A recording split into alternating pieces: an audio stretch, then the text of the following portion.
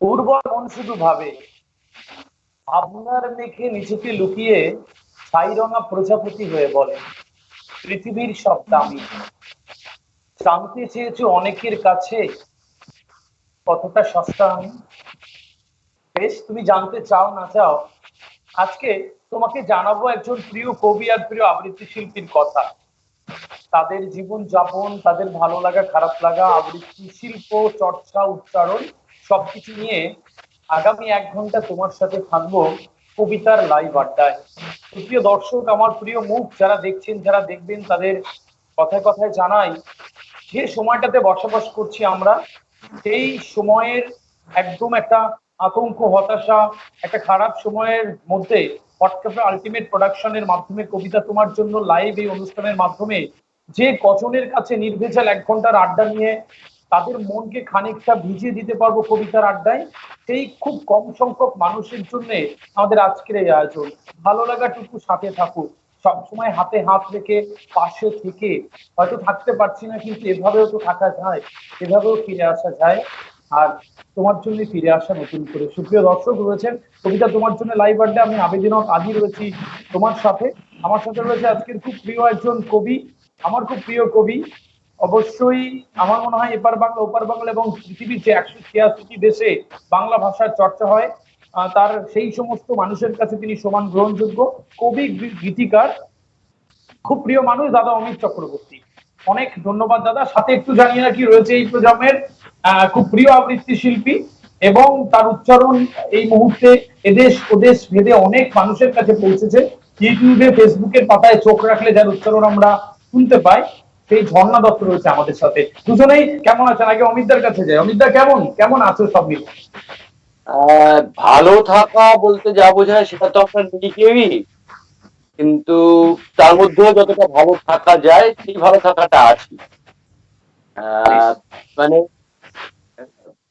শারীরিক ভাবে কোনো সমস্যা নেই, ব্যক্তিগত ভাবে মানসিক খুব চাপের কিছু নেই, কিন্তু সামগ্রিক ভাবে অবশ্যই আছে। একটা আতঙ্কের বাতাবরণ চারিদিকে, মানুষ খুব একটা অবস্থার মধ্যে রয়েছে। তার মধ্যে থেকে তুমি একটু আগে বলতে বলতে বললে যে আমরা একসঙ্গে, হয়তো একসঙ্গে হতে পারি না, তবু কোথাও একটা একসঙ্গে থাকতে হবে। ব্যাপারটা তাই। হিন্দিতে একটা গান ছিল কিশোর কুমার, হাত মে হাত না হো তো ক্যা সাথ भी নিভানা পড়েগা। আমাদের সঙ্গে থাকতে হবে মানুষের, পরস্পরের। এই ভালো থাকা, এই ভালোবাসাটাই যেন আমাদেরকে এগিয়ে নিয়ে যায়, সাহস দেয় আগামীর জন্য। একদম তাই। এবং এই সাহসটুকু বুকে নিয়ে আমরা থাকছি। তবে একটা কথা রয়েছে দাদা, তুমিও জানো এবং সবাই জানে, বিশ্বাস রেখো বুকের ভিতর, প্রত্যয় অনুভবে, স্বপ্ন জয়ের যুদ্ধে জয়ী তুমি হবে। জয়ী হতেই হবে। আমি আবারও বলি, দিনের শেষে জীবনটা আমার, তাকে ভালো রাখবো না খারাপ রাখবো তার দায়িত্ব অনেকটাই আমার কাছে। সুতরাং একটু বেশি ভালো থাকি। একটু প্রিয় আবৃত্তি শিল্পীর কাছে আছি, ঝর্ণা দত্ত রয়েছে। কেমন আছো?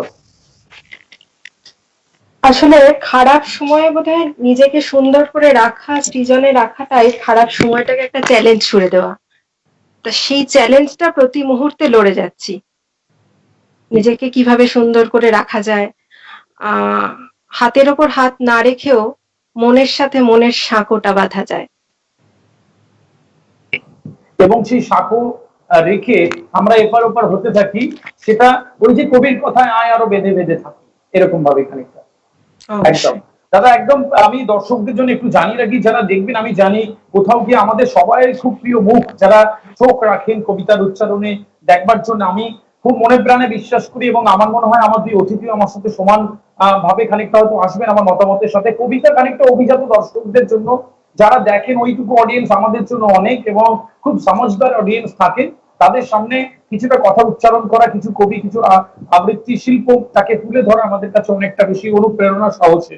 আপনারা লিখবেন কেমন লাগছে আজকের এই অনুষ্ঠান। প্রিয় কবির কাছে কোনো আবদার অনুরোধ থাকলে পাঠাবেন, প্রিয় আবৃত্তি শিল্পীর কাছে আপনার কোনো প্রশ্ন থাকলে, কিছু অনুরোধ থাকলে নিশ্চয়ই জানাবেন, আমরা পড়ে শোনাবো। এবং শুরুতে আমি অমিত দাকে একটু জানিয়ে রাখি, আমাদের খুব প্রিয় একজন মানুষ লিখছেন, আমি আছি দেখছি, তোমারও খুব প্রিয়, আমিও ব্যক্তিগতভাবে এই মানুষটার ভীষণ ভক্ত, সমরেশ চৌধুরী দাদা রয়েছেন, উনি শুরুতে লিখে রয়েছেন আছি দেখছি। দাদা থাকবেন? একদম একদম। আমাদের এই লাইভ অনুষ্ঠানটা আজকে শুরু করি। আমি একদম অমিতদার কাছে যাব। কবি অমিত চক্রবর্তী, কোন কবিতার মাধ্যমে আমাদের এই অনুষ্ঠানটা আজকে শুরু করবে? কবিতার মাধ্যমে। বৃষ্টির দিন তো একটু বৃষ্টি ঘেঁষা একটু উচ্চারণ করি শুরুতেই।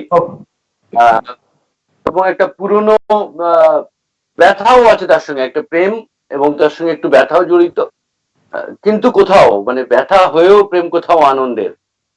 সেই জন্য সেই নিয়ে একটুখানি আসি, কারণ এটা আষাঢ় মাস।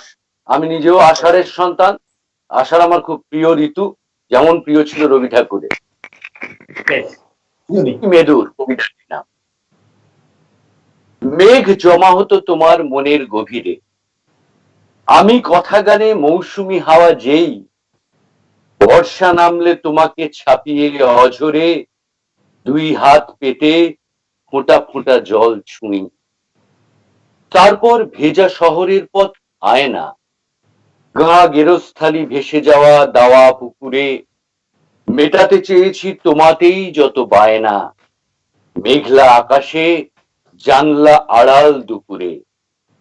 এ শহর জানে আমাদের বহু ইতিহাস, ট্যাক্সি বিকেল মাঠে ময়দানে বেরিয়ে, কখনো সখনো ব্যাকসিট কোনো মিনি বাস, কৌতূহলের যত চোখ সব এড়িয়ে, চকচক করে রাস্তা সন্ধে পেরোলে, সকালের স্মৃতি এইখানে এসে প্রগাঢ়, নেশাতুর মন মুখের শব্দ ফুরলে, আবেশে আদরে চোখ বুঝেছিল তোমারও।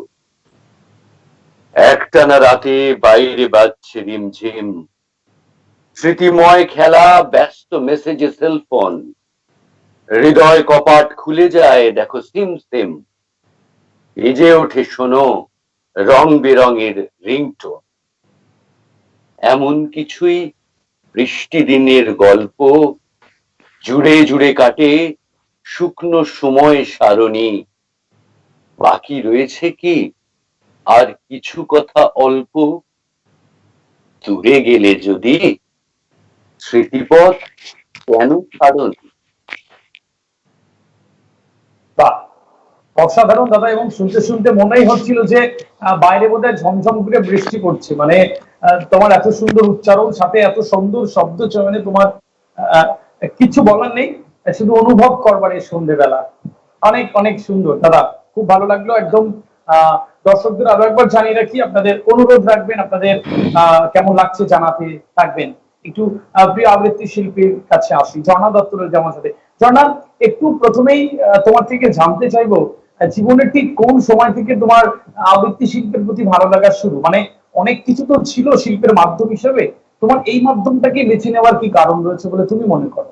এটা আমি পরে বলছি, তার আগে তোমার আগের কথাটা টেনে আমি একটা কথা বলছি, যে আমাদের খুব কম সংখ্যা নিয়ে চলা তো, কবিতা খুব কম সংখ্যক মানুষ শোনে, কিন্তু আমাদের মূল লক্ষ্য কিন্তু জনপ্লাবনে বিরাজ করা নয়, জনমননে বিরাজ করা। সেটাই কিন্তু আমরা করে থাকি। হ্যাঁ, কবিতাকে ভালোবাসা সেই ছোটবেলা থেকে, মাকে যখন শুনতাম যে রান্না করতে করতে রবি ঠাকুরের কবিতা বলছে, তখন থেকেই কবিতাকে ভালোবাসা। তারপরে ভাবলাম যে ভালোবাসাটা নিয়েই বাকি পথটা চলা যাক। তারপরে কবিতার শিক্ষা, তারপরে কবিতাকে হৃদয়ে স্থান দেওয়া। হৃদয়ে স্থান দেওয়া থেকেই বোধহয় কবিতাটা আসে। কবিতা ঠিক কণ্ঠ থেকে তো আসে না, হৃদয় থেকে আসে।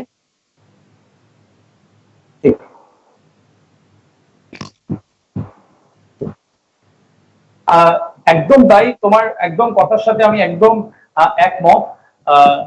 সত্যি সত্যি তাই, হৃদয় থেকে আসে, এবং তাই বোধহয় উচ্চারণগুলো এত এত সুন্দর হয়, এবং এত যে মননে বিরাজ করার জায়গাটাও থাকে। আমার মনে হয় অমিত আমার সাথে একমত হবে। ঝর্ণা, কি আবৃত্তি দিয়ে তোমার আজকের এই অনুষ্ঠানে তোমার উচ্চারণ শুরু করবে? ভালোবাসা দিয়ে শুরু হোক। বেশ। আসলে ভালোবাসা আর চাহিদা তো ব্যস্তানুপাতিক, চাহিদা বাড়লে ভালোবাসা নিম্নগামী হয়। তা এই কথাটার উপর ভিত্তি করেই হুমায়ুন আহমেদের একটা কবিতা, আমি খুব অল্প কিছু চাই। আমায় ভালোবাসতে হবে না, ভালোবাসি বলতেও হবে না, মাঝে মাঝে গভীর আবেগ নিয়ে আমার ঠোঁট দুটো ছুঁয়ে দিতেও হবে না, কিংবা আমার জন্য রাত জাগা পাখিও হতে হবে না। অন্য সবার মতো আমার সাথে রুটিন মেনে ফুচকাও খেতে হবে না। এত অসীম অসংখ্য নায়ের ভিড়ে শুধুমাত্র একটা কাজ করতে হবে। আমি যখন প্রতিদিন একবার ভালোবাসি বলবো, তুমি প্রতিবার একটা দীর্ঘশ্বাস ফেলে একটু আদর মাখা গলায় বলবে, পাগলি। বাহ, কিছু বলার নেই, অসাধারণ সুন্দর। আহ, সত্যি সত্যি মানে একটা অসম্ভব সুন্দর শুরু করলে তুমি। এরকম প্রেমময় থাক আজকের এই সন্ধেবেলা, এরকম প্রেম স্বর্ণালী সন্ধে হোক। মানে শুরুতেই অমিতদা যেরকম ভাবে শুরুটা করলেন এবং তুমি যেভাবে আবার আরেকটা শুরু দিলে, মানে এমনি পরিবেশটা স্বর্ণালী হয়েই গেছে আর কি। অমিতদার কাছে একটু আসি। হ্যাঁ। অমিতদা, অমিতদা, আহ, তুমি কবি হিসেবে অনেক পরিচিত, গীতিকার হিসেবে পরিচিত, তোমার লেখা গানও আমরা শুনেছি। আহ, একটু বলো না, মানে যখন লেখো, যারা যারা নবীন প্রজন্মের কবিরা রয়েছে, যারা লিখছেন, যারা দেখছেন, তাদের সাথে আমারও প্রশ্ন, মানে কবিতা যে লেখো, এই কবিতার প্লটটা কিভাবে খোঁজো? মানে মাথায় কিভাবে আসে যে আজকে তুমি একটা লিখছো বা একটা লিখবে, কিভাবে এই প্লট গুলো মাথায় আসে একটু জানো না? এটা একটু বলি। প্রথম কথা, একটা কথা প্রথম স্বীকার করা দরকার, আমার লেখা কবিতা হয়ে ওঠে কিনা এটা নিয়ে আমার নিজেরই সন্দেহ আছে। মানে আমি আচ্ছা। নিজে খুব কুণ্ঠিত বোধ করি নিজেকে কবি বা বাচিক শিল্পী অভিধায় মানতে। তার কারণ হচ্ছে, আমি আসলে নিজেকে শব্দ শ্রমিক, উচ্চারণ কর্মী মনে করি। এবং কবিতার কাছে আমার আশা, এই আশাটা যেমন ঝর্ণা বলছিল কথা বলতে গিয়ে যে মায়ের প্রসঙ্গ, আমার কিন্তু কবিতা মায়ের জন্যই আসা। যখন আমার অক্ষর পরিচয় হয়নি, আমি তখন থেকে কবিতার কাছে। মৌমাছি মৌমাছি কোথা যাও, না একবার ভাই, ওই ফুল দেখতে বলে তাই মধু আহরণে দাঁড়াবার সময় নেই। এইসবের মধ্যে দিয়ে আমার কবিতার কাছে আসা। এবং আমি প্রথম আবৃত্তি করি ক্লাস 4-এর যখন পড়ি, তখন 15ই আগস্টের অনুষ্ঠানে রবি ঠাকুরের বঙ্গপাঠ কবিতাটা আবৃত্তি করেছিলাম। সে আমার প্রথম মুখে আবৃত্তি করা যে কবিতায় রবি ঠাকুর বলেছিলেন, 7 কোটি সন্তানের হেমুখ জননী, রেখেছ বাঙালিদের মানুষ। কিন্তু তার পরবর্তীকালে কবিতা আবৃত্তি প্রতিযোগিতায় যেতাম, তখন আমার লেখালেখির কোনো ব্যাপার ছিলই না। আমার প্রথম লেখা কিন্তু কবিতা না, আচ্ছা। 25শে জুন 1983 ভারতবর্ষ, ভারতের যে টিম বা বিশ্বকাপ চ্যাম্পিয়ন হয়, সেই নিয়ে স্কুলের ম্যাগাজিনে একটি প্রবন্ধ লিখেছিলাম। সেই আমার প্রথম প্রকাশিত লেখা। কবিতা আমি লেখা শুরু করি 87 সাল।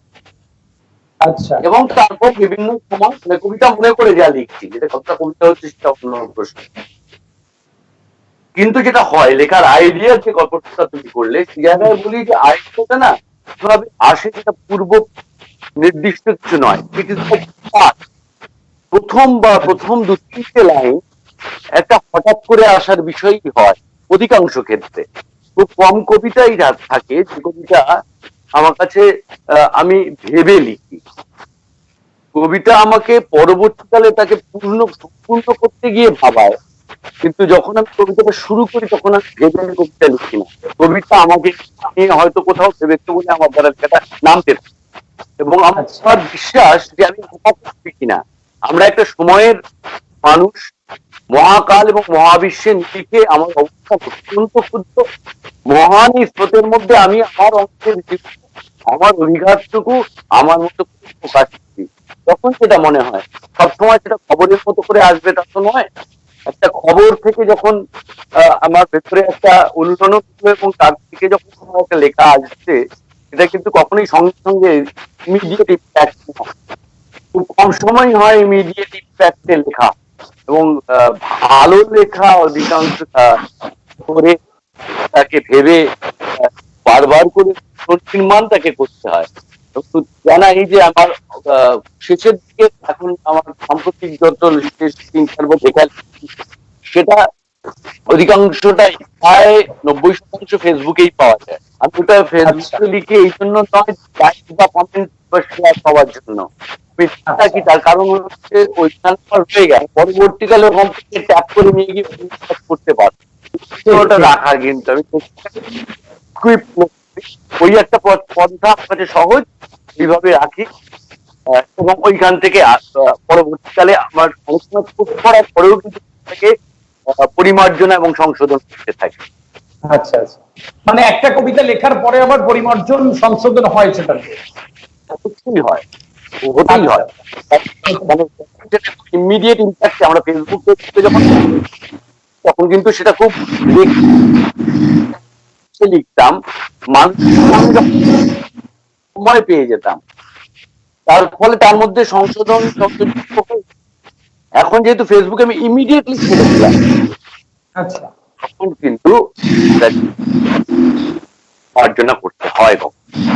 আচ্ছা আচ্ছা আচ্ছা আচ্ছা, বেশ দাদা, অনেক ধন্যবাদ। সুন্দর করে গুছিয়ে তোমার এই মতামতটা ব্যক্ত করার জন্য। একদম সাম্প্রতিক যে ঘটনা, যেগুলো কবিদের নাড়া দিয়ে যায়, সেগুলোই কবিতার কলম হয়ে কবিতা হয়ে বেরিয়ে আসে বলেই কবি অমিত চক্রবর্তী মনে করছেন, এবং অবশ্যই বোধহয় তাই। আমি একটু জানিয়ে রাখি আমার দর্শকরা যারা লিখেছেন এই পাকে, আমি তাদের কথা একটু জানিয়ে রাখি। সমরেশ চৌধুরী দাদা রয়েছেন, আমি এটা বুঝেছি যে কবিতার পরিপ্রেক্ষিতে, অমিতার কবিতার পরিপ্রেক্ষিতে লিখেছিলেন, বেশ ভালো বললে। পল্লব পিলু চক্রবর্তী বলছেন, ঝর্ণা ম্যাডাম আমি আপনার কবিতার বিরাট ফ্যান, কোয়ারেন্টাইন নিয়ে আপনার কবিতা শোনার অনুরোধ রইল। বেশ, আমি প্রিয় শিল্পীর কাছে অনুরোধ পাঠিয়ে দিলাম। তানিয়া চক্রবর্তী লিখছেন, ঝর্ণা অসাধারণ। তানিয়া চক্রবর্তী আবারও লিখছেন যে অনিমেষটা পারলে বলো। আমি অনুরোধটা পাঠিয়ে দিলাম ঝর্ণার কাছে। সমরেশ চৌধুরী, অমিতদার সাউন্ড ক্লিয়ার নয়। আচ্ছা, একটু টেকনিক্যাল টিমকে বলবো যে সাউন্ডটা ঠিকঠাক করে দিতে। দর্শক যারা রয়েছেন একটু জানাবেন কেমন লাগছে মতামত। অমিতদার কাছে আমি পরবর্তী নিবেদনটা শুনতে চাই। অমিতদা কি শোনাবে, তারপর আমি ঝর্ণার কাছে আসবো।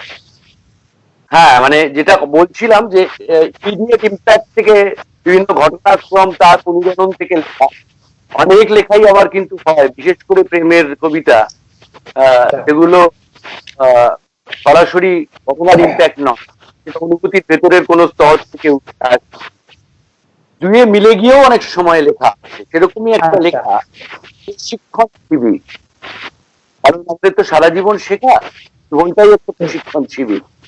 সেইখান থেকে লেখা, চাঁদের বিছানায় রাত্রির সেই ছটফটানি আজও আমি ভুলতে পারি না। শুধু সুখের মুদ্রা চেয়ে দুঃখ সিন্ধুকের তালা আজও আমি খুলতে পারি না। মূল্যে অতলে ঢুকে প্রসিদ্ধির ইমারত আজও গড়ে আমি তুলতে পারি।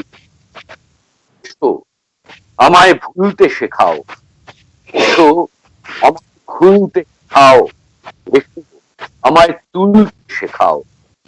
তারপর আমি তোমায় শেখাবো কিভাবে ক্রমাগত হারের মধ্যে নিহিত রাখতে হয়। কি দেখাবো পরাজয়ের ক্যাম্প গুলো পার হয়ে হয়ে জয়ের চূড়ায় আমি কিভাবে তেঞ্জিং, তুমি কিভাবে ঘরময়।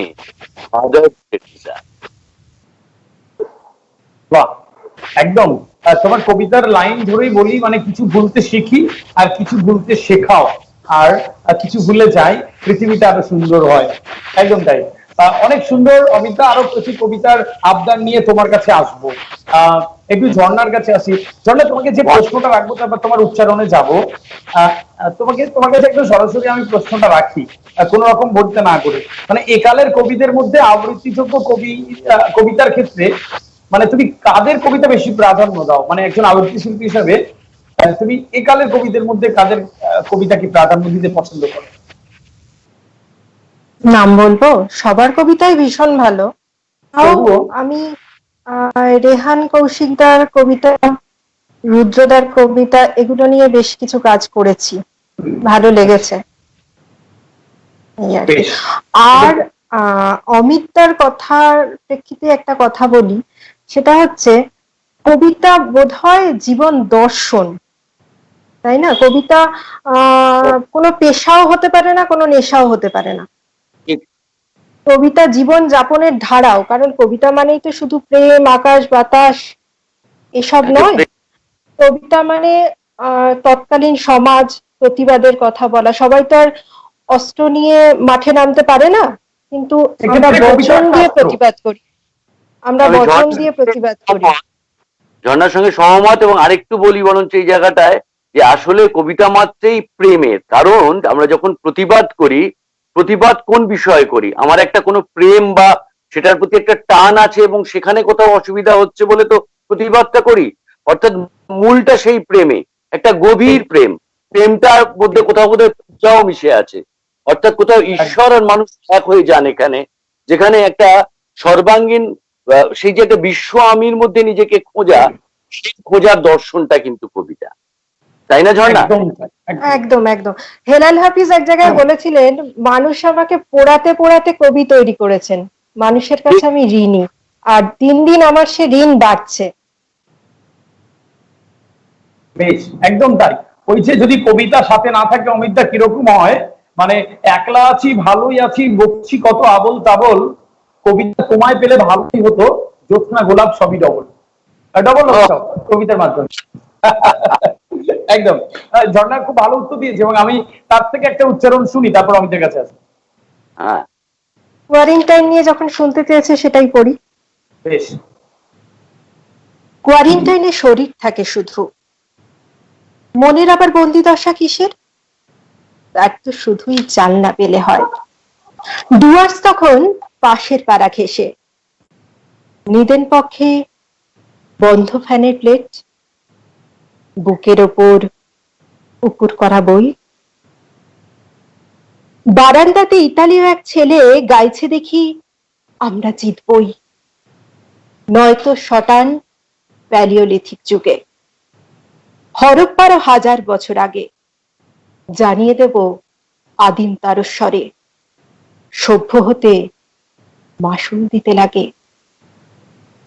ঘরের কোনো পুরনো আলমারি, জ্যাকেট টাকের পাশেই চিঠির খাম, যেসব খামের ভেতর দুঃখ পোড়া, সেসব চিঠির কেউ রাখে না নাম। ভুলে গেছি বন্দি দশায় আছি, বারান্দাতে সাগর পাড়ের ঢেউ, চমকানো ওই আলোর ফাঁকে দেখি তোমার মতো দাঁড়িয়ে আছে কেউ। কোয়ারেন্টাইনে শরীর থাকে শুধু, মনের কি আর বন্দি দশা হয়? পৃথিবী আবার সুস্থ হয়ে যাবে, মনের মধ্যে এটাই প্রত্যয়। অসাধারণ। আর একটা জীবনী শক্তি, আর একটা উচ্চারণ, ভালো থাকতে ইচ্ছে করে আর ভালো থাকতে হবেই। আবারও বলি, এই যে তুমি হাসলে কারো ভালো লাগে, তুমি কান্না করলে কারো খারাপ লাগে, কারো দুঃখ হয়, কষ্ট হয়, সন্ধ্যেবেলা দরজা ধরে দাঁড়িয়ে থাকে তোমার জন্য অপেক্ষামান কেউ, সেই সব মানুষগুলোর জন্য ভালো থাকো। বলছে মনের কি আর বন্দি দশা হয়? এই যে আমরা মন নিয়ে কোথায় না কোথায় বেরিয়ে চলছি, এখনো তো রয়েছি, প্রেম থেকে বিপ্লব, বিপ্লব থেকে কবিতা, কবিতার উচ্চারণ থেকে তুমি, সবকিছুতে আমরা কিন্তু মিলেমিশে একাকার হই। অমিতার কাছে আসে। অমিতা, ওখানে একটা শরীর নিয়ে একটা কথা ছিল, আমি সেটা শোনার পরে তোমার দিকে চোখ পড়েছে, এবং আমি খুব বোকা একটা প্রশ্ন রাখবো, আমার মনে হয় দর্শকও হাসবে এবং তুমিও হাসবে, ঝর্ণা তো হাসবেই। মানে প্রশ্নটা এইটা, এই যে তুমি এত সুন্দর কেন, এই রহস্যের উন্মোচন করো আজকে। এইবারে এই কথা যদি বলতে হয়, তাহলে বলতে হয় প্রথম কথা, এর এতটুকু কৃতিত্ব আমার নয়। আচ্ছা। আমি বাইরে যদি আমাকে দেখে সুন্দর বলো, তার এতটুকু কৃতিত্ব আমার নয়। তার কারণ আচ্ছা। তার ভেতরে রয়েছে আমার বাবা মায়ের জিন, সেই অনুযায়ী আমার গঠন। সুতরাং সেই কৃতিত্ব যদি থাকে তাদের, এবং বাকিটা এই প্রকৃতির জল, হাওয়া, তার সঙ্গে আমার শরীরের বাইরের যে বিক্রিয়া, তার সঙ্গে আমার যে নিয়মিত চলা, রোদ, জল, বৃষ্টি, মেঘ, হাওয়া, এসবের সঙ্গে আমার যে মিথস্ক্রিয়া, তার ফল আমার এই চেহারা। কিন্তু মানুষটিকে দেখেছি দিন দিন সুন্দর হয়েছেন, শরীরে এবং মনে, জীবনের শেষ পর্যন্ত, মানে দেখেছি মানে জীবদ্দশায় দেখিনি। তিনি চলে যাওয়ার 29 বছর 28 বছর পরে আমি এসেছি পৃথিবীতে, রবীন্দ্রনাথ আচ্ছা। ঠাকুর।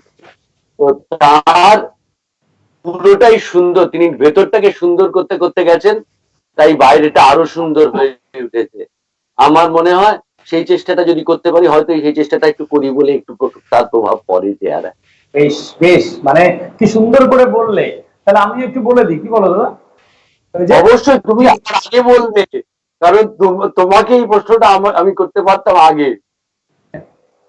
একদম নয়, ওই যে ঝর্ণা তো সুন্দরী, সে বিষয়ে আমরা কথা বলছি না, কারণ এটা সাইডে রাখতাম আর কি। না, ঝর্ণাকে আমার এই প্রশ্ন করার জায়গাই নেই। না, জায়গা নেই। ওই যে জীবন জুড়ে তুমি আছো, প্রজন্মতেও তুমি, তোমার সৃজন শ্রাবণ ধারায় মেলায় পৃথিবী, তোমার কথা কবিতা, তোমার তোমার গানের সুর অন্ধকারেও বাঁচতে শেখায় প্রাণের রবি ঠাকুর। তো সত্যি সত্যি কোথাও গিয়ে মিলে যায়। একটু একটু দর্শকদের কমেন্ট পড়ে আমি অমিতদার কাছে আসবো একটা প্রশ্ন এবং উচ্চারণে। একটু জানিয়ে রাখি, সমরেশ চৌধুরী দাদা লিখছেন, ঝর্ণা বেশ ভালো লাগলো। ঝর্ণা বেশ ভালো, অনেকদিন পর আবৃত্তি শুনছি, ভালো লাগলো। অনেক ধন্যবাদ দাদা। তনয়া পাল চৌধুরী লিখছে, ঝর্ণাদি মুগ্ধ, অনেক ধন্যবাদ, সাথে থাকবেন। রাফিয়া সুলতানা লিখছেন, বাহ দারুণ উত্তর অমিত দা। মানে সৌন্দর্যের ক্ষেত্রে রাফিয়া সুলতানার কিন্তু ভালো লেগেছে তোমার উত্তর দাদা। আহ সমরেশ চৌধুরী দাদা আবারও লিখেছে, অমিত দা এটা দারুণ প্রশ্ন, কত কিছু বলতে ইচ্ছে করছে। নিশ্চয়ই, যদি সত্যি সত্যি এখন যুক্ত করা যেত তাহলে বোধহয় অনেক বেশি ভালো হতো। তাপস চৌধুরী, আদি কি করে এত সুন্দর? দাদা তুমি ভালোবাসো তাই, কিছু খাবো, পরবর্তীতে দেখা হলে ট্রিটটা আমি দেবো।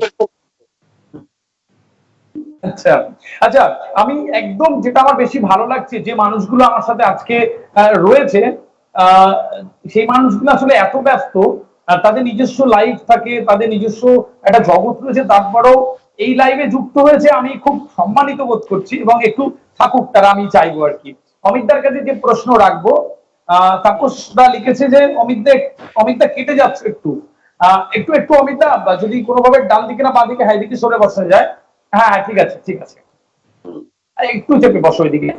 অমিতার কাছে যে প্রশ্নটা এবার রাখি, মানে শিল্পের অন্যান্য মাধ্যমে কম বেশি আর্থিক নিশ্চয়তা রয়েছে, এটা আমরা সবাই জানি। আবৃত্তির ক্ষেত্রে বলতে গেলে একেবারেই সেই নিশ্চয়তা নেই। তাহলে কি শিল্পের জন্য যে শিল্পের জন্য শিল্প, এটা কি শুধু আবৃত্তির ক্ষেত্রেই প্রযোজ্য? মানে নিঃস্বার্থভাবে যদি শিল্প করে, তাহলে আবৃত্তি শিল্পীরা করে। তোমার কি মনে হয় এই পুরো বিষয়টা? না, সেটা নয়, আবৃত্তির ক্ষেত্রেও সবার ক্ষেত্রে সেটা নয়, কিছু কিছু মানুষ উপার্জন করেন এই ক্ষেত্রে, এবং সেরকম সব শিল্পের ক্ষেত্রেই কিন্তু অনেকেই আছেন যারা সেই উপার্জনটা করেন না, বা সেটাকে পেশা হিসেবে সেটাকে নিয়ে কাজ করতে পারেন না। প্রচুর চিত্রশিল্পী আছেন, তাদের পেশাগতভাবে একেবারেই তারা সফল নন, কিন্তু তাদের ছবি দেখে মুগ্ধ হয়ে দাঁড়িয়ে থাকতে হয় অনেকক্ষণ। সঙ্গীত সঙ্গীত শিল্পের ক্ষেত্রে একটা বিষয় রয়েছে, সেখানে শুধুমাত্র সঙ্গীত শিল্পী নয়, তার সঙ্গে তার আবহের সংযোজনে যে যন্ত্রশিল্পীরা রয়েছেন, অনেকজন যন্ত্রশিল্পী যুক্ত হন তার সঙ্গে, তাদের পেশাটাও যুক্ত হয়ে যায় তাদের এই কাজটার মাধ্যমে, এবং সেখানে প্রফেশনাল সম্ভাবনাটা বেশি। কবিতার ক্ষেত্রে প্রথমত হচ্ছে কবিতা, তুমি আবৃত্তিকারের কথা বললে, তার আগে কবি বেচারার কথা আগে বলো। সে বেচারার তো অবস্থা আরো সে বেচারা তো লিখে, শুধুমাত্র লেখেই, এবং লিখে কতদূর, মানে সেখানেও কিন্তু একেবারে কেউ উপার্জন করেন না তা তো নন, অনেকেই আছেন যারা উপার্জন করেন, কিন্তু সেই তুলনাটা বা সেই সংখ্যাটা অনেক কম। আবৃত্তির ক্ষেত্রে শুধু নয়, সমস্ত শিল্পের ক্ষেত্রেই শিল্পের জন্য শিল্প, এই কাজটাই সব থেকে বেশি হয়। তারপরে সেটা গিয়ে কোথাও গিয়ে কারো কারোর ক্ষেত্রে সম্ভব হয় পেশা হিসেবে সেটা মেশা, এবং এই পেশা হয়ে ওঠার মধ্যে দুটো জিনিস কাজ করে।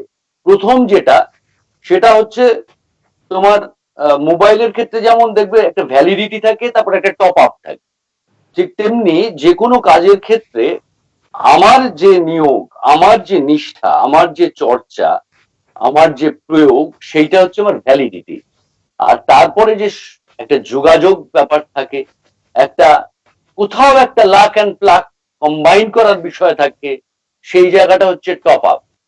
এই টপ আপটা যে পায় সে শিল্পীর উপার্জন করে, যে পায় না তার ভ্যালিডিটি আছে, সে কল আসলে কিন্তু কথা বলতে পারবে, কোনো অসুবিধা নেই, কিন্তু সে কল করতে পারে না। তার কারণ সে ওই টপ আপটা পায়নি বলে, কারণ তার এই সংযোগ জায়গাটা সেরকম মজবুত হয়ে ওঠেনি। এই প্রসঙ্গে আমি একটা কথা একদম। বলছি। রবীন্দ্রনাথ রাশিয়ার চিঠি প্রবন্ধে লিখেছিলেন একবার যে মানুষের সঙ্গে যখন যার লোভের সম্পর্ক তৈরি হয় তার থেকে মানুষ শুধু প্রয়োজন উদ্ধার করে, সম্মান থাকে না। শিল্পীর ক্ষেত্রে আগে সম্মান আসে, তারপর সেটা পেশা হয়। সব সময়, সব সময়, একদমই তাই। একদম। খুব আমরা সুন্দর করে হাততালি, হ্যাঁ, খুব সুন্দর করে আমার অতিথি কিন্তু বিস্তারিত ব্যাখ্যা করলেন, এবং আমার মনে হয় কোথাও গিয়ে একটা আশার আলো রয়েছে। ভ্যালিডিটি থাকলে তুমি কিন্তু কথা বলতে পারবে। আমার মনে হয় আমার সমস্ত দর্শকরা ব্যাপারটা বুঝে গেছেন, এবং অবশ্যই সে সম্ভাবনা রয়েছে। অমিতা কি উচ্চারণ করবে, তারপর আমি কমেন্টে আসবো, কারা কি লিখছেন একবার আরেকবার করে শোনাবো। আচ্ছা, এবার যেটা শোনাবো যে কবিতাটি, সেই কবিতাটি পরিচয়। কবিতাটি আজ থেকে প্রায় 12-14 বছর আগে লেখা। আমি প্রসঙ্গত জানাই, কবিতাটা আমার জীবন।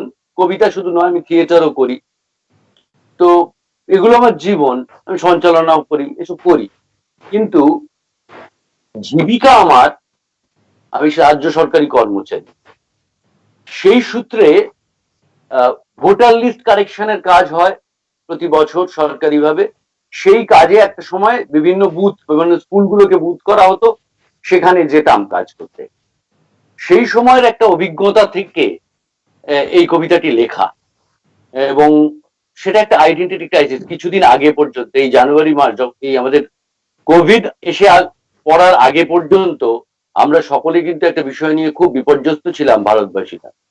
আমাদের আইডেন্টিটি নিয়ে একটা ক্রাইসিস, একটা প্রশ্ন উঠে আসছিল, কে আমার এই দেশের, কে দেশের নয়, এই সমস্ত নানা কথা উঠছিল। এইটারই একটা মূল কোথাও যেন তখন দেখছিলাম যে ওই ভোটার কার্ডের পাওয়া না পাওয়া নিয়ে একটা মানুষের যে অনিশ্চয়তা। কারণ আমাদের ওইখানে যখন কাজ করতে হতো, আমাদের কিছু নির্দেশ থাকে, সেই নির্দেশগুলো অত ডিটেলসে বলার সুযোগ এখানে নেই। কিন্তু বিষয়টা হচ্ছে, তখন আমার মনে হয়েছিল, খুব বিপর্যস্ত মনে হয়েছিল, ভারতবর্ষের পরিচয় নিয়েই খুব বিপর্যস্ত লেগেছিল কোথাও একটা যেন। সেইটা শোনাই একটু। বেশ দাদা, শুনি। যা চেয়েছি আমরা প্রত্যেকে, সে তো পরিচয়, আর কিছু নয়। মুদ্রা নির্ণীত দিকে ধাবমান হে মহাজীবন, সকল ধাতব শব্দ থেমে গেলে চরমের সেই ক্ষণে দীর্ঘশ্বাস সাথে যা কিছু পরম পাওয়া, রেখে যাওয়া, সে তো পরিচয়, আর কিছু নয়। তবুও মহান তুমি আমার মাতৃভূমি, দেখো বছরে বছরে পরিচয় হাহাকার নিয়ে কেটে যায় কিছুদিন, কত কোটি প্রাণ। স্কুল বাড়ি, ক্লাব ঘর, থানা ও দপ্তরে পাক খায় প্রমত্ত আশার দস্তাবেজ। তারপর কোনো এক অমোঘ গণিতে কিছু কিছু পরিচয় কাঙ্ক্ষিত ঠিকানা পায়, আরো বহু হয়তোবা থেকে যায় চির না পাওয়ায়। এ আমার শিক্ষিত ভারতবর্ষ, তোমার পরিচয় কি? এ আমার ধান্দাবাজ ভারতবর্ষ, তোমার পরিচয় কি? হে আমার ক্ষমতাকামী ভারতবর্ষ, তোমার পরিচয় কি? হে আমার প্রশাসনিক ভারতবর্ষ, তোমার পরিচয় কি? হে আমার সত্যবাদী ভারতবর্ষ, তোমার পরিচয় কি? হে আমার বাধ্য কর্মী ভারতবর্ষ, তোমার পরিচয় কি? কত নং, কোন সড়কে, কত পার্ট আর সিরিয়ালে সচিত্র সঠিক সীমানা চিহ্নিত করে পাওয়া যাবে তোমার হদিশ? ল্যামিনেশনে মোড়া চৌকোনা যে কাগজে পরিচয়, পাওয়া না পাওয়ার অনিশ্চয়তায় বেড়ে যায় অগুন্তি কপালের ভাঁজ। তীব্র হয় প্রশ্ন ভাষা, নিরন্তর খোঁজে আশ্বাস, তাতে কি তোমারও পরিচয় আটকে থাকে? হে প্রিয় স্বদেশ আমার, শুনানির সন্ধ্যাবেলা পা দুখানি জড়িয়ে ধরে এই শিশু হাত, যার বাবা মা ব্যস্ত শুধু জবাবদিহি ও কাগজে উত্তরে, তার মুখ তোলা সব প্রশ্ন আয়ত দুটি চোখে তাকাতেই আমারও পরিচয় যেন নিজেরই অজান্তে ক্রমশ ধূসর হতে থাকে। বাহ! দাদা, যেটা একটু আগে ঝর্ণা বলছিল যে কবিতা তো শুধু প্রেমের সাথে একটা বিরাট বড় অস্ত্র, তোমার উচ্চারণের পরতে পরতে কিন্তু আহ, সেই অস্ত্রে সান দেওয়ার কথা রয়েছে। এরকম যদি সব মানুষ ভাবতো, এরকম করে যদি সব মানুষ চিন্তা করতো, পৃথিবী আরো সুন্দর হতে বাধ্য হতো। এবং আমরা বিশ্বাস করি আগামী পৃথিবী এত সুন্দর হবে, সেই স্বপ্ন নিয়ে বাঁচি। দেখো, দাদা, একটু বলি, হ্যাঁ, তুমি পরের কথাটা যাওয়ার আগে একটুখানি বলে নি।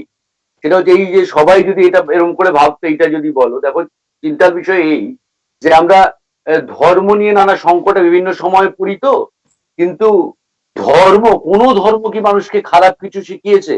কোন ধর্মগ্রন্থে বলা আছে মানুষকে ধ্বংস করো, মানুষকে মারো? এবং এটাও জানবে সব থেকে বেশি বিক্রি হয় কিন্তু ধর্মগ্রন্থ, ঠিক, একদম অথচ মানুষ তারপরেও হানাহানি করে। ওই জন্যই বলে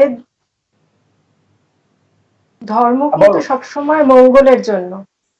যে ধর্ম পালন করতে গেলে মানুষের অমঙ্গল হয়, সেটা ধর্মের কুসংস্কার, সেটা ধর্ম নয়।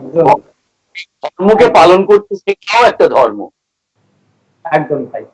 দাদা, একটু একটু কমেন্ট করি, কারা কি লিখেছে একটু দেখি, তারপরে ঝর্ণার কাছে আসি। বিশ্বজিৎ হালদার লিখছেন 3 নক্ষত্রে চাঁদের হাত, সুন্দর ঝর্ণা দিদি। অনেক ধন্যবাদ, সাথে থাকবে। সমরেশ দা আবারও লিখেছে আদি আদি কিন্তু আবৃত্তি রণবীর কাপুর। আরে সর্বনাশ, কি কমেন্ট দিয়েছে না কথা! মানে এই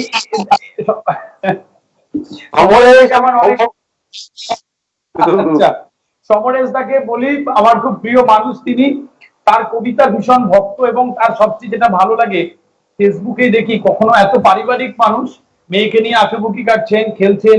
মানে এই যে সময় দেওয়া, একটা বড় ভালো মেসেজ আমরা পাই, অনেক ইন্সপায়ার হয় কিন্তু সমরেশ দা। অনেক অনেক ধন্যবাদ সাথে থাকবার জন্য।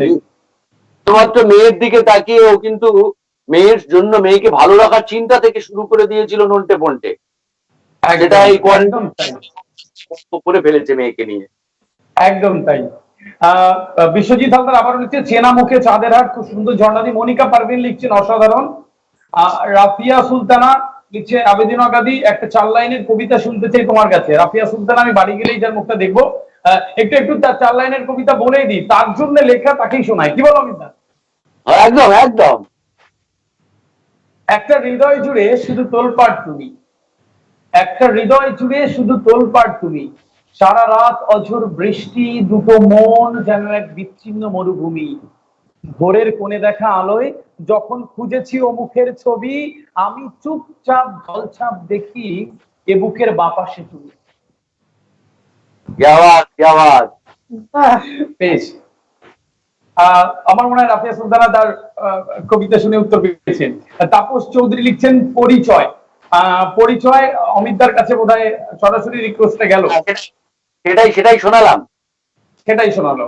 আচ্ছা, তাপস চৌধুরী দা লিখছে প্রিন্সের কবিতা শুনবো। আমি কিন্তু মাত্র শোনালাম দাদা, প্রিন্স মানে আমাকে কিন্তু কিভাবে দিলে জানি না, কিন্তু কমপ্লিমেন্ট হিসেবে নিলাম।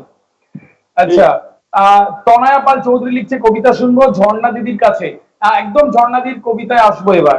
সমরেশ চৌধুরী লিখছে ধন্যবাদ আদি, সব প্রিয় মানুষ তোমরা, তোমরা ভালো থাকলে আমিও ভালো থাকবো। অবশ্যই দাদা, সবাই মিলে বেঁধে বেঁধে থেকে অনেক বেশি ভালো থাকি দাদা, সাথে থাকবো। আরো অনেক গল্প হচ্ছে।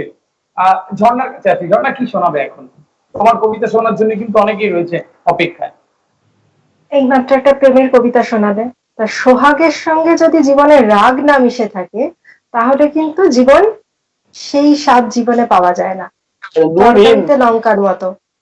একদম। এবার একটা অভিমানের কবিতা হোক, মল্লিকা সেনগুপ্তর শুভম তোমাকে। বাহ। শুভম, তোমাকে অনেকদিন পর হঠাৎ দেখেছি বইমেলার মাঠে। গত জন্মের স্মৃতির মতন, ভুলে যাওয়া গানের মতন, ঠিক সেই মুখ, ঠিক সেই ভুরু, ঈষৎ পাক ধরা চুল, চোখ মুখ নাক অল্প ফুলেছে, ঠোঁটের কোনায় দামি সিগারেট।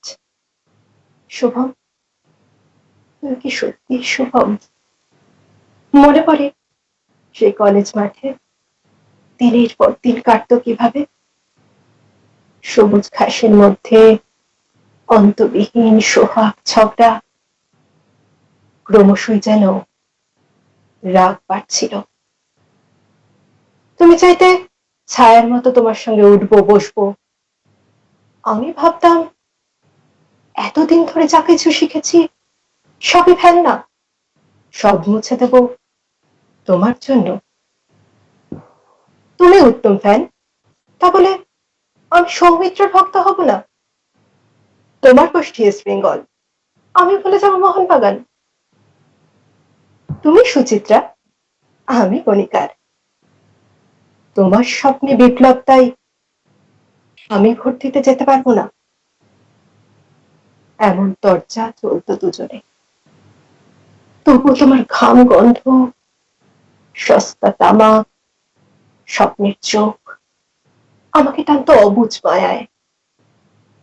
আমার মতো যেদি মেয়েটিও তোমাকে টানতো প্রতি সন্ধ্যায়, ফাঁকা ট্রাম আর গঙ্গার ঘাটে। তারপর তুমি কম্পিউটার শেখার জন্য চললে জাপান, আমিও পুনের ফিল্মে করছি। প্রথম প্রথম খুব চিঠি লেখা, 7 দিনে লেখা 7টা চিঠি।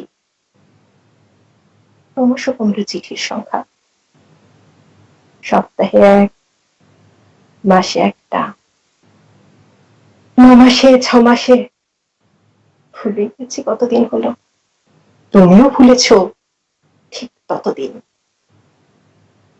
তারপর সেই পৌষের মাঠে হঠাৎ সেদিন বইমেলাতে দূরে ফেলে আসা গ্রামের মতো তোমার মুখটা দেখতে পেলাম।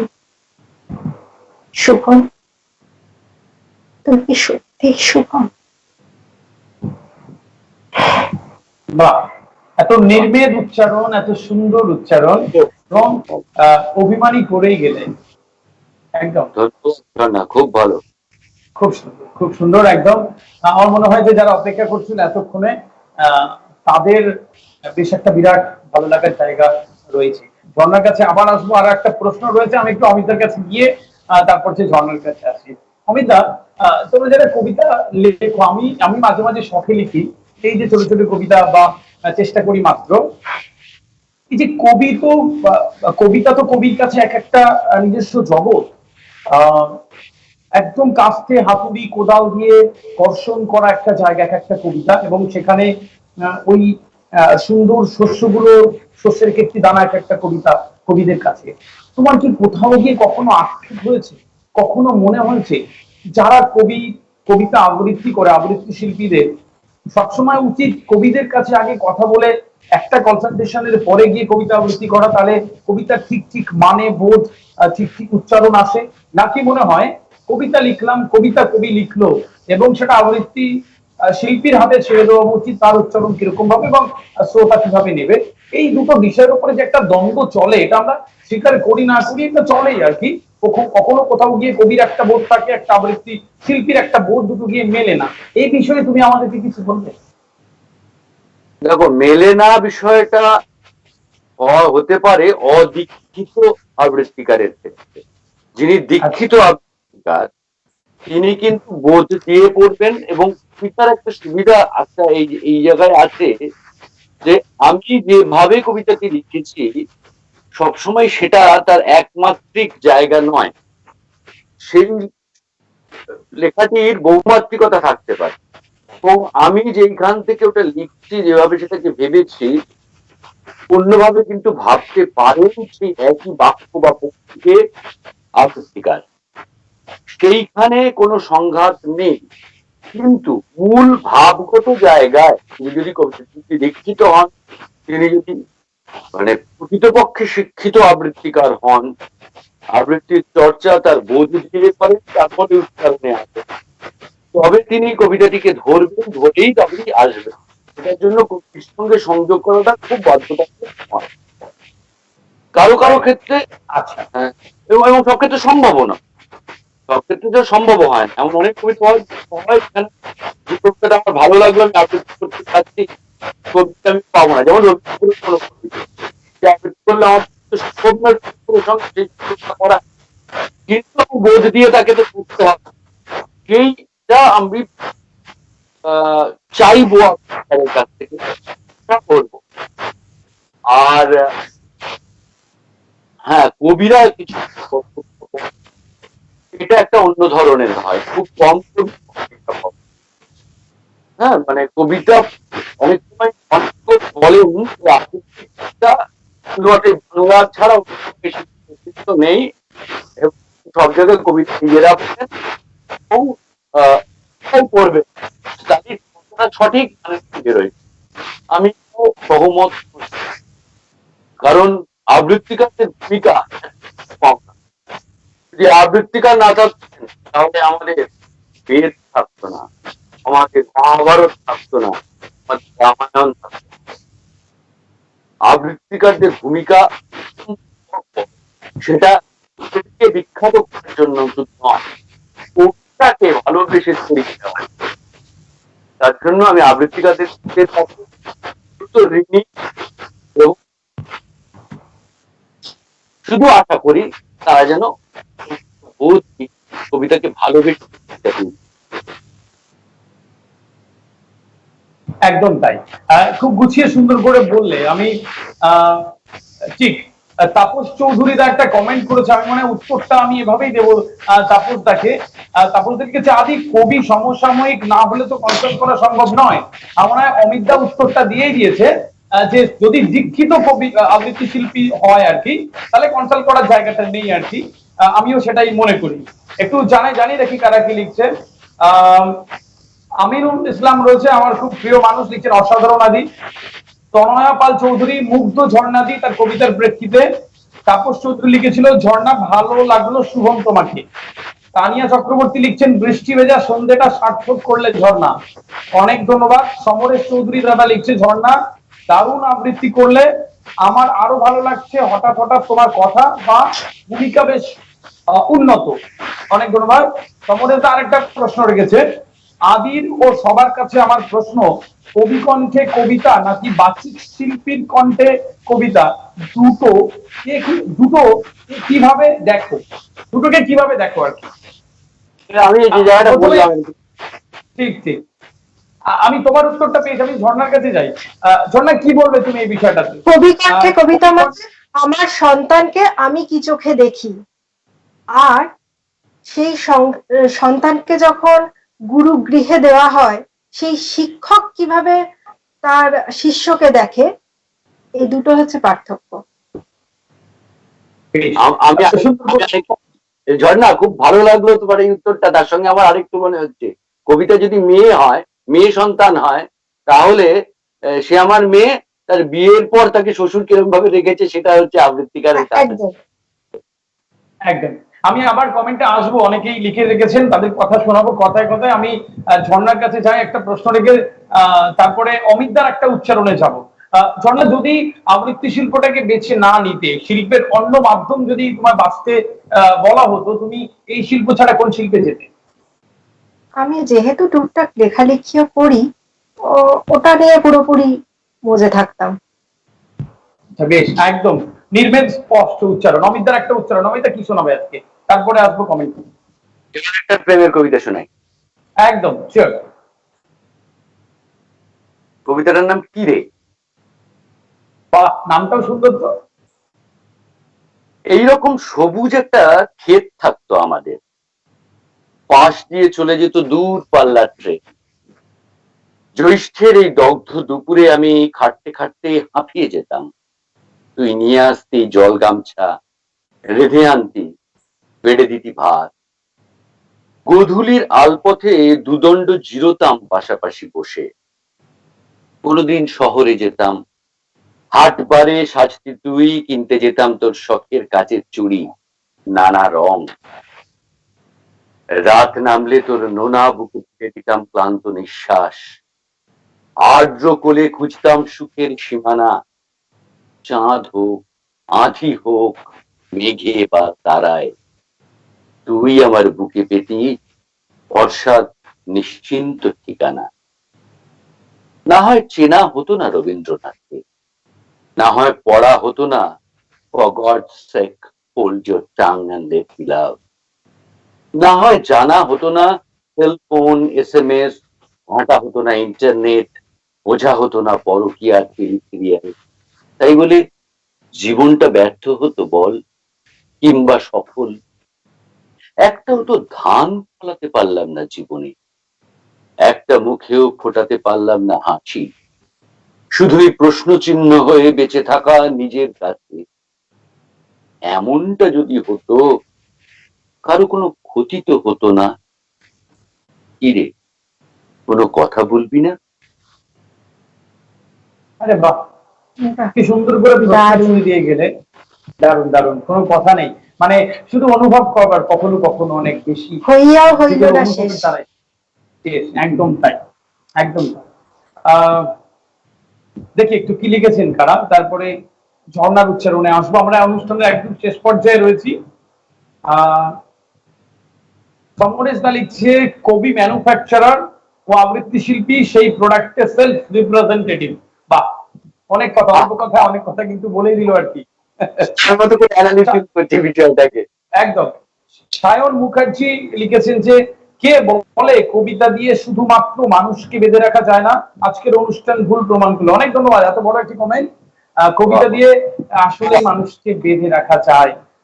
সায়ন মুখার্জিকে অনুরোধ করবো, কবিতা মানে বিনিশুতোর মালা আমাদের বেঁধে রেখেছে। একদম তাই। এবং অবশ্যই আমরা একদম অনুষ্ঠানের শেষ পর্যায়ে রয়েছি, শেষটুকু থাকবেন বলে প্রত্যাশা রয়েছে। ঝর্ণা কি শোনাবে? শুভ দাশগুপ্তর আঁচল। বেশ। আমি তার মন চেয়েছিলাম, সে তার মন 17 টুকরো করে 17 জায়গায় ছড়িয়ে রেখেছিল। বলল, সবগুলো টুকরো গুছিয়ে নিয়ে আঁচলে বেঁধে একদিন দেব তোমায়, অপেক্ষা করো। আমি অপেক্ষা করেছিলাম। বৈশাখের ঝড় গেল। সে বলল, ঝোড়ো হাওয়ায় কিছুতেই গুছোতে পারছি না টুকরোগুলো, ধৈর্য ধরো। শ্রাবণ এসে বলল আবার, বড় বৃষ্টি হচ্ছে, এত ঝড় জলে পৌঁছতেই পারছি না সবগুলো টুকরোর কাছে, তুমি আরো একটু অপেক্ষা করো। শিউলি ঝরা এক শারদ পরে আমি অপলক তার মুখের দিকে চেয়েছিলাম। সে আমার চোখের ভাষায় কিছু হয়তো বুঝলো। বলল, একটা টুকরোকে ধরেই তো অন্যটা পালায়, আমি আর পেরে উঠছি না। এরপর অনেক দিন আমি অসুস্থ ছিলাম, দেখা হয়নি। অঘ্রাণের শীতে আমার জন্মদিনের রোগশয্যায় সে এলো।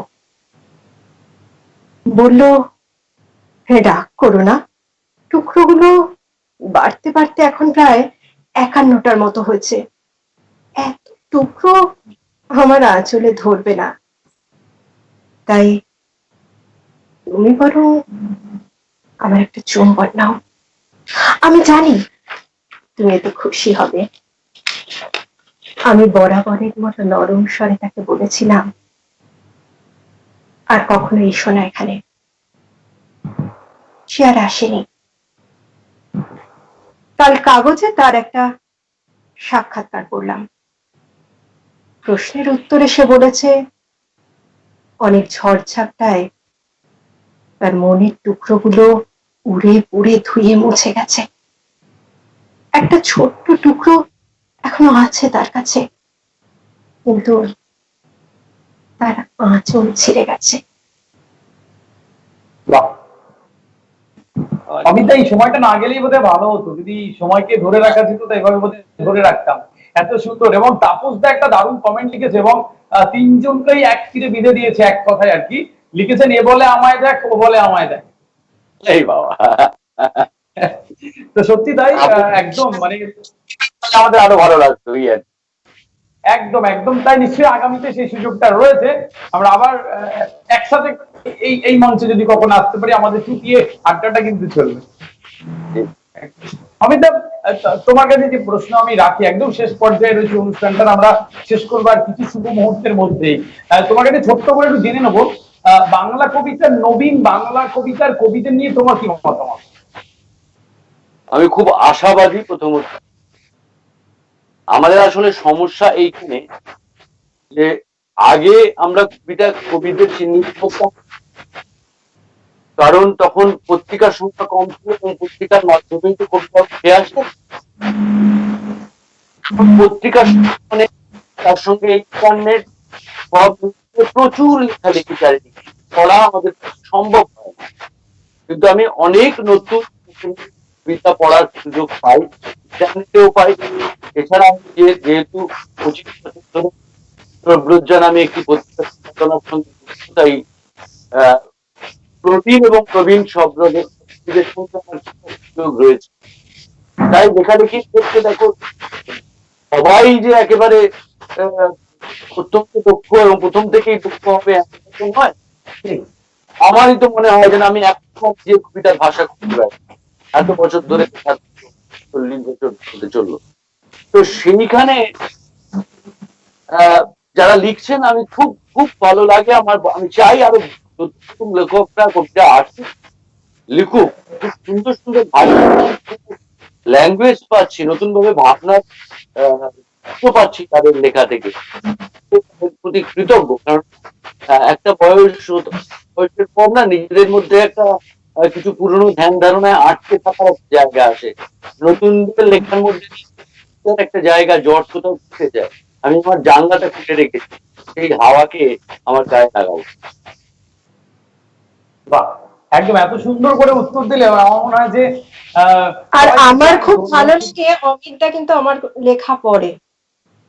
একদমই তাই, অবশ্যই তাই। আমি সকলের লেখা পড়ি, ঝর্ণার লেখাও অত্যন্ত ভালো। মানে অনেকেই আছেন নতুনদের মধ্যে, অনেক মানে ছেলে মেয়ে নির্বিশেষে আমি বলছি, অনুজ আমার অনেক প্রিয় কবি আছেন। এই তো এই মুহূর্তে এখানে সমরেশ রয়েছে, আমার অত্যন্ত প্রিয় অনুজ কবি।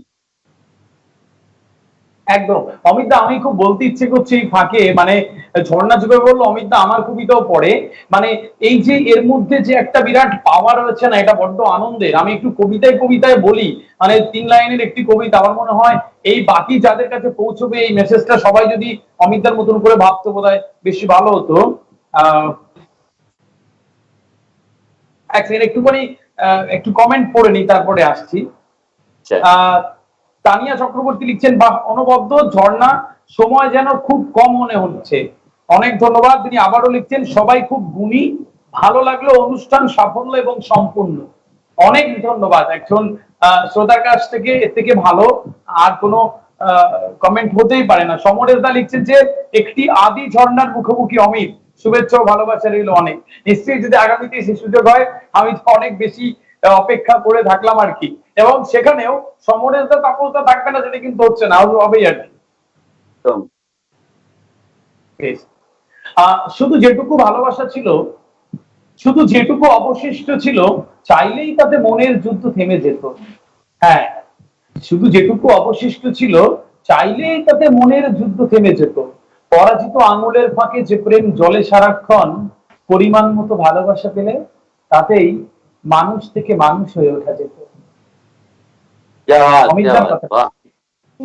আমার ছোট ছোট লেখাগুলো এভাবে চেষ্টা করি আনবার, ওই যে পরিমাণ মতো ভালোবাসা আমরা পাই, পরিমাণ মতো ভালোবাসা দিয়ে একটু বেঁধে বেঁধে থাকি, তাহলে অনেক ভালো কাজ সামান্য উৎসাহের অভাবে নষ্ট হয়ে যায়।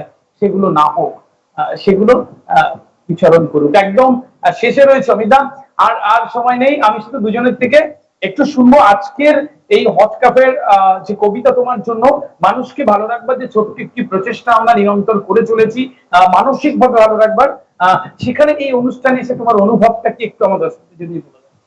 আমার অত্যন্ত ভালো লাগলো। সব থেকে বড় কথা হচ্ছে আমার অত্যন্ত প্রিয় দুই অনুজ, তাদের সঙ্গে কিছুক্ষণ সময় আমি কাটাতে পারলাম। এই সময়ে দাঁড়িয়েও, যে সময় আমাদের সবটাই ভার্চুয়াল, আমরা অ্যাকচুয়ালি সামনাসামনি হতে পারছি না, সেই সময় এই ভার্চুয়ালি হলেও এই যে তিনজনে একত্রিত হয়ে আলোচনা করলে এবং সেই সূত্রে আরো কিছু মানুষ তাদেরকে ছুঁতে পারলাম কোথাও হয়তো, কেননা আমাদের তো আসল কাজটা ছোঁয়া, উচ্চারণ দিয়ে অথবা নিরবতা দিয়ে। তো সেইখানে এই ছুঁয়ে যাওয়ার যে ভালো লাগাটা সেটা রইলো, এই সন্ধ্যেটা আমার মনে থাকবে। দুজন অত্যন্ত প্রিয় মানুষ, ঝর্ণা এবং আদি, আমার স্নেহের মানুষ দুজন, তাদের সঙ্গে এই সময়টা কাটালাম, গল্প করলাম। উল্টো দিকে রইলো আরো কিছু প্রিয় মানুষজন, এবং হট কফি ধন্যবাদ জানাই যে তারা এই আয়োজনটা করেছেন এবং এই আয়োজনে আমাকে অন্তর্ভুক্ত করেছেন বলে। অশেষ অনেক ধন্যবাদ দাদা, অনেক ধন্যবাদ। ঝর্ণা, তোমার অনুভবটা একটু জানিয়ে যাও, কেমন লাগলো? প্রথমেই বলেছি যে খারাপ সময়ে সৃজনে থাকা, সুন্দরভাবে থাকাটা একটা চ্যালেঞ্জ। আর সেই সৃজনে থাকতে সাহায্য করলো হট ক্যাফে, আরো বেঁধে বেঁধে থাকতে সাহায্য করলো। যখন আমাদের অনেক দেখা ধন্যবাদ। হচ্ছে না, অনুষ্ঠান হচ্ছে না, তখন আবার দেখা হওয়া, এটা একটা পরম প্রাপ্তি। একদম তাই। হাতের মুঠে তোমার কথা, চোখের তারায় তুমি, আমার স্বপ্ন বেচা রূপনগরে তোমার নামে আজ রাত্রি এলো বুঝি। শুভ রাত, সবাই যত্ন থাকবেন, ভালো থাকবেন। হট ক্যাফের আয়োজনে কবিতা তোমার জন্য তো দেখা হবে নতুন কোন অতিথি দিয়ে আগামী পর্বে। সবাই ভালো থাকবেন, সুস্থ থাকবেন। শুভ রাত দাদা। শুভরাত।